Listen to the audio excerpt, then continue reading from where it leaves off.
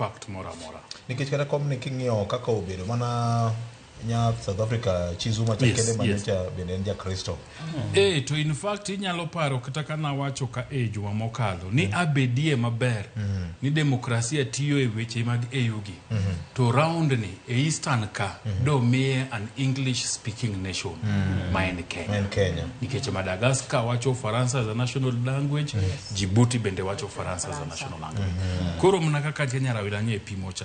King'iyo jotend AUC te musebedie Dlamini Zuma kende emokosebedo ng'ano mawacho Faransa to bende mosebedo ng'ano ma Kristo kende modong' gin jo Salam to gin joma pinje gi wacho Faransa. Penjo mar ariyo ka ng'eni dio je kapok itieko mano be nitie neno kane gi amend rules mage nitie kaka ne giwacho ni sani wang' ni chair di Eastern to deputy chair di Northern.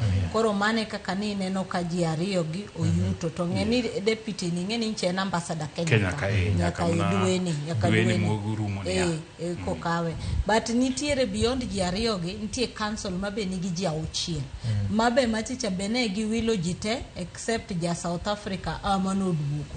Koro kanyo be inyalo ni nitiere Christian ni koro kinyalo wacho ni koro kata ka gintiere gite to nitiere impact anyen ke jomotelo ne gi ariyo ko ready gin Muslim.